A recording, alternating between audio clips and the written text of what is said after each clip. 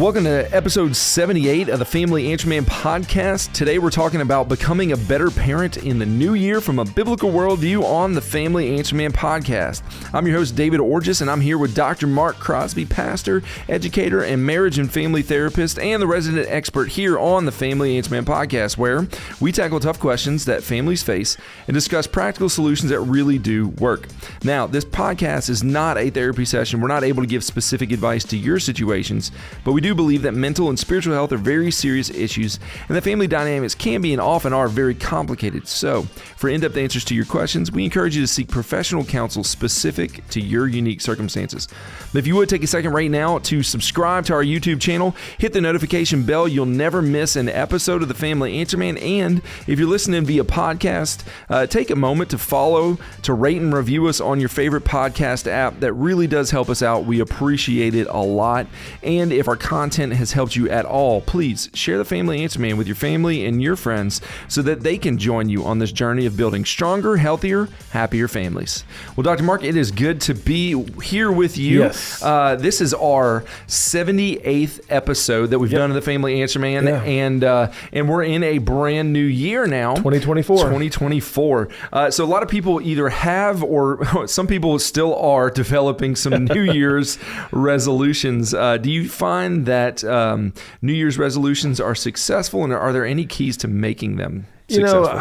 I have seen some people that have kept the resolutions, but the vast majority of us have forgotten them by Valentine's Day. Right. But there are some people that have what I would call reachable goals. Okay. Some have what I call realistic goals, and those are the ones I think who succeed in reaching those resolutions because they make them workable, they make them reasonable, they make them rational, and they basically start beginning their resolutions actually maybe in November or December. Okay. So by the time January rolls around, they're already well into their workout plan or their diet plan or reading through the Bible or praying more or spending more time with loved ones or whatever it may be. And so it's not something that they're trying to figure out or trying to, create or trying to do, by January the 3rd. They're already into the groove, if you will. Got some momentum going into the year. Right. And what happens is the new year just gives them a lot more oomph, if you will. It gives them a lot more, motivation, so to speak, because they're saying, I can do this. This is working for me. I am enjoying my workout plan. I am enjoying spending more time with my family or whatever it may be. So there are those who, again, are realistic about their goals. Those who feel like I want to lose 30 pounds in 4 days, not so much. Not so much. And so because of that failure, if you will, they get discouraged and they kind of give up on their workout plan or their diet plan or whatever it may be. But I think having new goals, I think no matter what time of year it is, the beginning of the year, after a birthday, after an anniversary, whenever it may be, having new goals and creating new goals, I think is very important for all of us. And just make sure they're realistic, make sure they are achievable, make sure that they are rational and reasonable. Well, that's some great advice, and it's definitely going to apply to this question.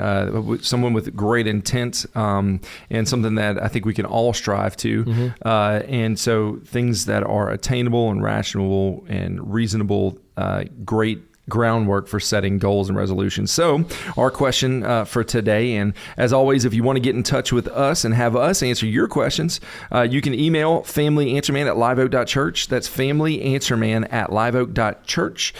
We will get those emails. We would love to hear from you guys. We love hearing your encouragement, but we also love to answer your questions. And the question for today is this: says, my New Year's resolution is to be a better parent. Wow. I'm a mom of 2 children, a boy and a girl, and everyone tells me that these are the tough years because they're 11 and 13. Yep. How can I be ready for this season and be a better parent? Well, again, that's a very admirable goal because the Bible speaks to the importance of raising up children and the way they should go, training up children, spending time with your children. Deuteronomy speaks to this. The book of Proverbs speaks to this. The book of Ephesians speaks to this about being a good parent and raising up children. And I will argue, too, that the day that you pass away, people will not remember you for, the car that you drove or how big your house or maybe even your occupation. But what they will remember is how you treated them, how you raised your kids, how you spent time with your spouse, how you raised a family. Those will be the things that I will argue will be the long-lasting, memorable things that people will know and say about you. And so raising children, raising a happy home, raising a family is perhaps the most important thing that you can do that will not only benefit other people, but benefit a generation that you will not see. Leaving a legacy. Leaving a legacy, exactly. So again, that's important to know. So that's the first thing. This is a very admirable goal. And I think, most parents, all parents, should have this goal, throughout their life. How can I get better at this thing called parenting? Because as we've said before, you have one shot at it. And if you don't do it well, there are no repeats in most cases. And so anyway, I think that's a very admirable goal. Next, you need to understand there is no ironclad formula. In other words, there are no bullet points, if you will, that covers every situation, every child, every scenario, every home environment. Because every environment's different. Temperaments of children are different, and styles of parenting are different. So there is no ironclad, one particular formula that works across the board. So if people are looking for a silver bullet. Yeah, it's just not there. But there are things, and this is what I want people to understand in case you're pushing back already, there are things that we can incorporate and can apply and can enforce that is helpful and important, in most cases. Okay. For example, I think number one, we need to be aware of your child's temperament and your child's interest. There are some children, as we all know, that are very outgoing, they're very gregarious, they're the life of the party, and there's some that are very shy, very timid, and there's everyone in between. So be aware of that.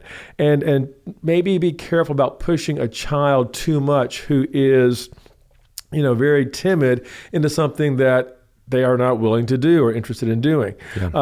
Just like be very aware of taking a child who's very outgoing, very gregarious, and keeping them from being that, fun and interesting and life of the party type of child. Which happens a lot. A lot of times you can, as a parent, see something that can be a positive in your kid, but can also create chaos sometimes. Right. And say, well, I'm going to try to minimize that extreme instead of really playing into it. Right. And for example, we've all heard of the class clown. Yeah. Well, I think, and a lot of teachers are doing this already, I believe, but I think at least, a long, long time ago, land far, far away, a lot of teachers would have the show and tell, right? Or they would have talent hour, maybe the last day of the week, whatever, right after lunch, and so the class clown, that's their time to shine. Right. That's the time for them to tell their story, to tell their jokes, to sing their song, to play their guitar or whatever they're trying to do. And so again, be aware of your child's temperament and your child's interest and give them that platform. So if your child loves to perform, put them in some sort of choir program or some sort of band program or some sort of, theater program or whatever it may be, so that they can express that part of their temperament and that built-in talent. If your child's very timid and they love basically just reading books, great. Take them to the library, whatever it may be, but be aware. That's the primary thing. Be aware of your child's temperament and their child's interest. Then help them develop it, like we said before. If your child's a reader, take them to the library, go over what they're reading, help them to kind of develop and be a part of what they're interested in. But the main thing is develop their interest and develop their identity. And you start noting that, when they're like 4, 5, and 6 years old. I have, one little grandson who's now 9. He's already said he wants to be a writer. And he basically gets his little spiral notebook and he writes stories and whatever. And so we're going to encourage that. I have one little grandson who loves dinosaurs. And so we're looking at all the dinosaurs and, I'm learning about raptors and triceratops and all these things.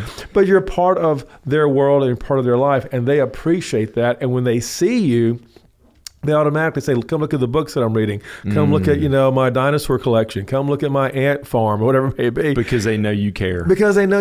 And what happens is kids, number one, they want you to be involved. They want you to be invested. And when anyone shows some attention, because children love attention. Even the timid children love attention. And they're going to try to get it in a good way or a bad way. And so that's very important to know. So if you're showing them attention, you're interested, and you are helping them to identify, their interests and things they're enjoying, they gravitate towards you. Which means this: create involvement and relationships, around those things. Create involvements and relationships around, their interests, the things they're finding interesting and fun. Because here's the point. Rules without relationship creates rebellion. Oh, wow. Say that again. Rules without relationship creates rebellion. So the point is this: a lot of parents are good at having rules, and especially, the parents who are perhaps a part of the listening audience today. We're raised on rules. Don't do this and don't do that, and thou shalt not do this and thou shalt not do that, and don't watch this and don't go there, and that's fine. Not bad. Not bad. I understand that, and we need to have rules, no doubt about it. But rules without relationship creates rebellion. Wow. And I think that's the main problem that so many Christian families and so many Christian homes struggle with. And that is, we have all these rules, and we're not watching this, and we're not going there, and we're not allowing this, and we don't have that, and we're not going to go there. But the reality is that the relationship is very minimal.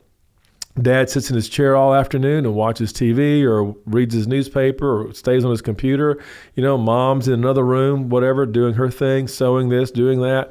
And the kids kind of do their thing, and there's no interaction. There's no parental child involvement, investment, adventure, etc. That's a lot of disconnect. A lot of disconnect. And the more disconnect you have, the more likely rebellion is going to occur. So again, the main thing is, so as a parent, help your child find their niche, whatever that may be. If it's writing a book, if it's reading a book, if it's playing baseball, if it's, fixing their bicycle, but help them find their niche. And also create and keep traditions, because children enjoy the familiar. So if your tradition is to go to grandma's house every Christmas, go to grandma's house. They love that. They look forward to that. If it's, opening presents on Christmas Eve night, then do that, or whatever it may be. If it's, having, movie night on Friday night, every Friday night, because they love the familiar, they love the routine, they love tradition. And so again, the main thing as a parent, look to see what works in your family. Beware of your child's feedback, because they will give you feedback. Children will give you feedback. They will say things, I don't like this. That's not for me. That's dumb. I don't like this. I don't want to go. So, which as a parent, the typical response is to correct that, right? And I'm not saying that you shouldn't correct it in some cases, but my point is beware of their feedback. Because the thing is, the kids are getting feedback. Every 9 weeks, they get a thing called a report card, okay? Yeah. And that's their feedback, how well they've done, et cetera. Sometimes we as parents, we need to be aware of our report card. Oh, wow. We need to be aware of our report card, because if they say things like, I never see you, or you're always gone, what they're telling you is, you're getting a C minus, you're getting a D in time spent with me. Wow. Because I never see you and you're always gone. And if you blow that off as a parent, you have just blown off feedback from your child. Wow. Now, everybody who's involved in human relations or any type of customer service will know, if you do not listen to the customers long enough, you'll lose your customers. Yeah. If you do not listen to the people that you're trying to serve, eventually you'll lose the business. And if you relate that to your kids. If you like that to your kids, that's what begins to happen. So when they're, 7 or 8, okay, that's one thing. But now they're 14 and 15. And they're the ones who go into their room, slam the door, crank up the stereo or put their headphones on or get on their computer, and they want you out of their life because they've given you feedback, and you did not respond. So that's very important to note. Again, another thing to do as a parent is this, and these are just some general principles that, again, can be applied in almost every home as we try to improve in being a parent. But next, develop a place where there is security and peace. Okay. In other words, parents, you are the architects of the home. And unfortunately, we live in a very divisive culture, meaning, mom and dad doesn't always get along. Mom and dad may not always be married.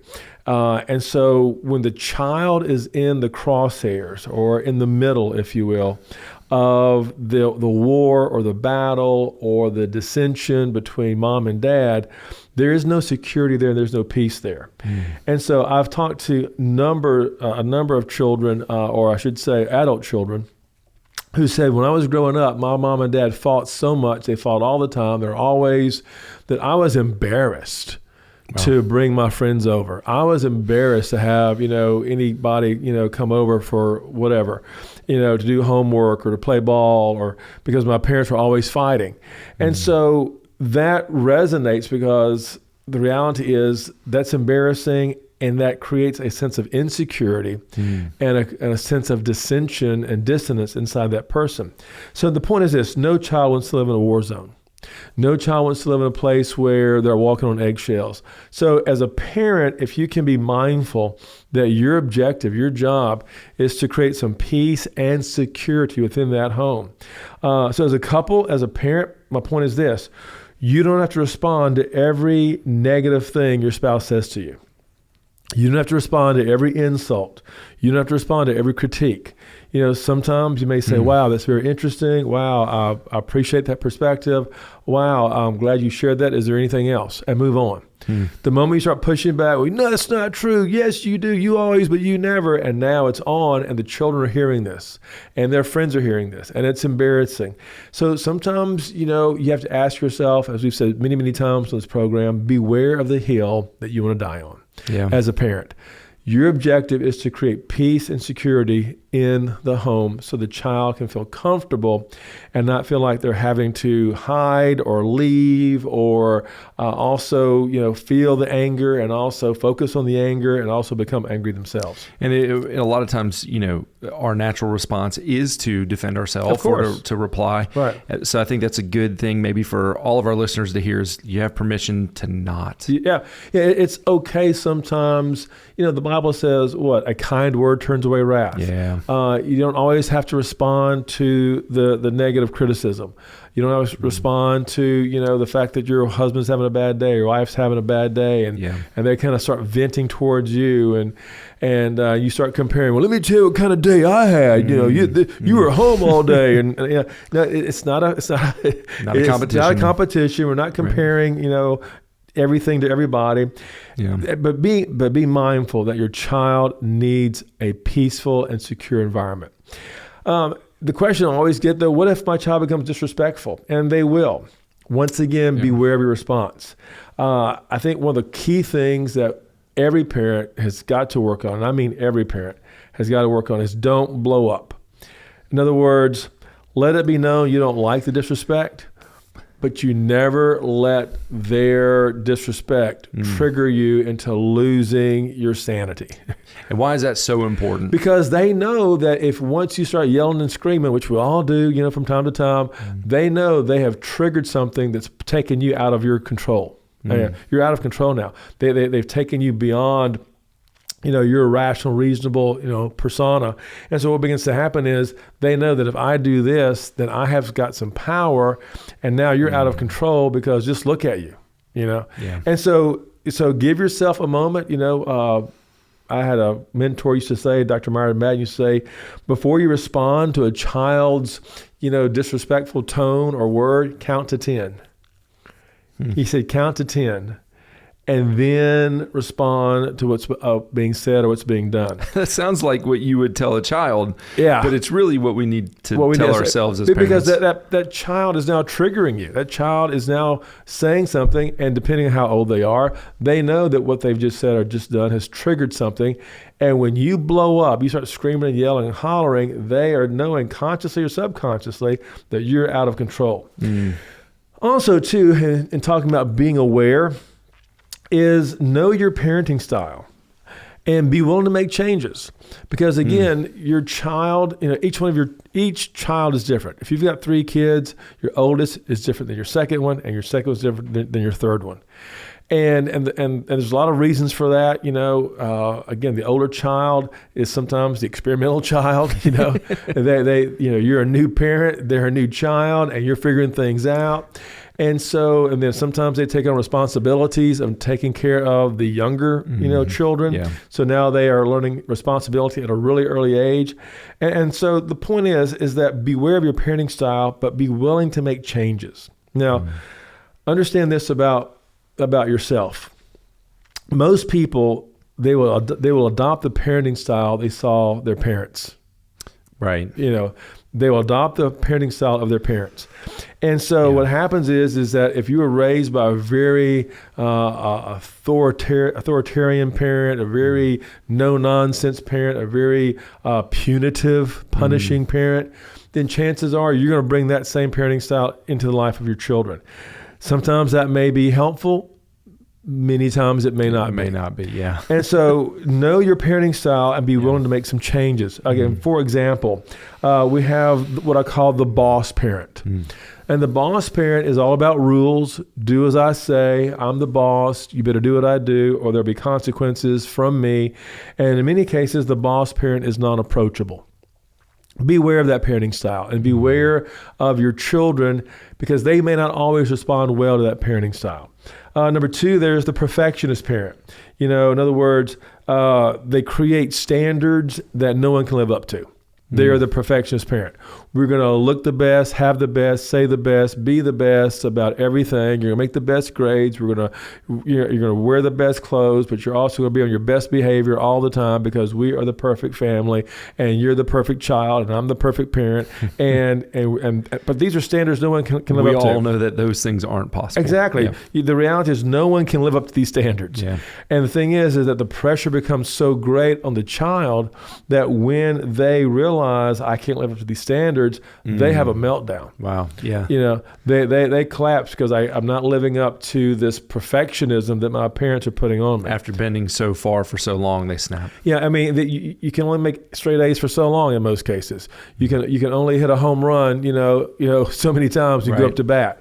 You can only be, Miss Beauty Queen, of the third grade, so many times. And so the point is that these perfectionist parents put so much on children that it becomes more of a burden than a blessing. So be aware of that. Then there's what I call the loyal to the core parent, who's often a servant parent. And these parents love to serve, and God bless them, but sometimes their servanthood leads to being a doormat to their children. And now what happens is the children begin to take advantage of them. And then there's the party central parent, where these parents are very inviting and they're very, invested in their kids, but there's very few boundaries. And so the point is this: be aware of your parenting style, be aware of the strengths and weaknesses. But the main thing is this: in each one of these areas, if you're the boss parent, okay, but be approachable. Jesus was very approachable. If you're the perfectionist parent, learn how to be flexible. Okay. If you are the serving parent, that's great, but learn how to have certain standards of respect. If you're the authority parent, if you are the parent that is overly involved, that's great, but learn how to have boundaries. Now, the reality is this: you don't learn this overnight. Yeah. Okay. This takes lots of time. This takes lots of practice. This takes lots of feedback. This takes, a lot of effort, and you won't always get it right. Well, and I love what you're pointing out is that these parents, the different styles of parents, you don't become a different type of parent. You become a healthy version of your style of parenting. Very well put. That's great. Yeah. And so because you are who you are, but again, there's, as we've all said before, it's okay to eat steak. But if you eat steak for every meal and that's all you eat, there's going to be a problem. Right. Okay. Yeah. And so the balance is important. The balanced meal is important. And so again, these things take time. They take practice. Talk to any performer, and they will tell you, we had to rehearse this and rehearse this and rehearse this and rehearse this until we finally got it right. Any musician will tell you we had to practice and practice and practice and practice. Any student will tell you I had to study for the exam for hours. So the point is that being a good parent requires time, it requires lots of practice. Next, discerning giving kids what they need versus what they want. Oh, wow. We live in a culture and we live in a time and a day and age where kids have learned that, hey, if I just beg, if I just state my case, if my parents have the means, then why shouldn't I get everything I want? And the thing is that we've now created this culture of entitlement. Yeah. And no matter in many cases what the socioeconomic status may be, but it's almost like I deserve, I'm entitled to. And so what I encourage a lot of parents to do is teaching your kids how to learn to earn. Learn to earn. Learn to earn, because that's what life's about. And so my point is that if they are, below the age of where they can work a job or whatever, or maybe even babysit, let them help you fill in the blank. I've seen a lot of parents, the dad goes into his workshop or whatever, and he's working on this, and he'll bring his, 9-year-old and, hey, hand me this, and this is a hammer, and this is a screwdriver, and this is a crowbar. Right, age appropriate. They're probably not running the miter saw, but they can help fetch the tools and maybe use some of the simpler tools. Exactly, and they learn what the tools are. Hey, hold this, and hold this flashlight. And at the end of the day or whatever, hey, here's a couple of bucks, or hey, let's go get that toy you wanted, or hey, let's go get that movie you wanted, or whatever it may be. And so learn to earn, and then also teach your children to learn to help. So you go next door to the lady who can't cut her grass, and maybe you teach your kid how to run the lawnmower or whatever, but you learn to help, or they help you cut her grass, or whatever. Yeah. And so they learn how to help. So they learn how to earn, learn how to help, and you learn how to bless.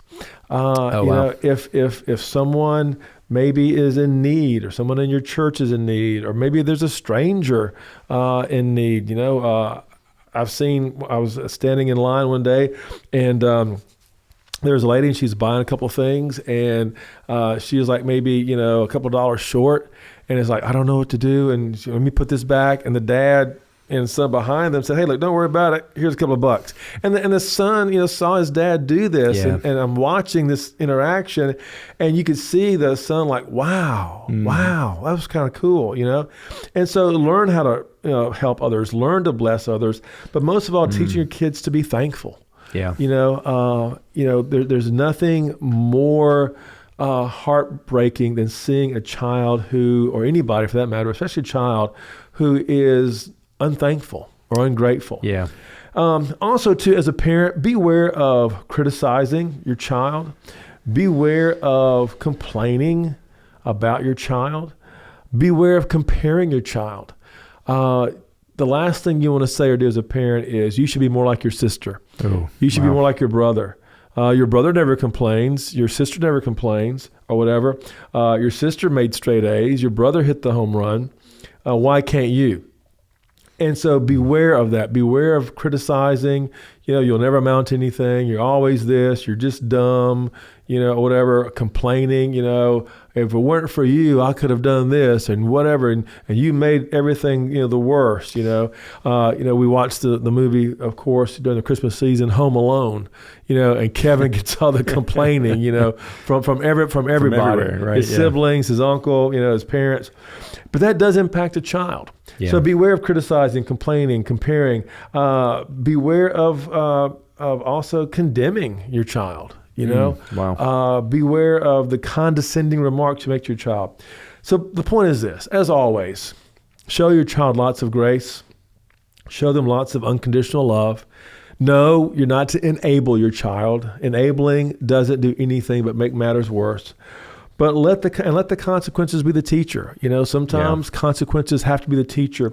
But the reality is, show lots of grace, lots of unconditional love. Don't enable. Let consequences be the teacher. But always, always, always, as a parent, bring lots of grace and lots of love into the family.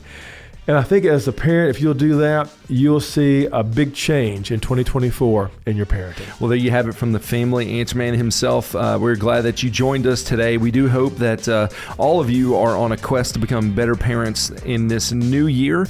And we want to say thank you for joining us today. Also, if you would just share the show with your friends and your family so that they can join you on the quest and the journey to become stronger, healthier, happier families.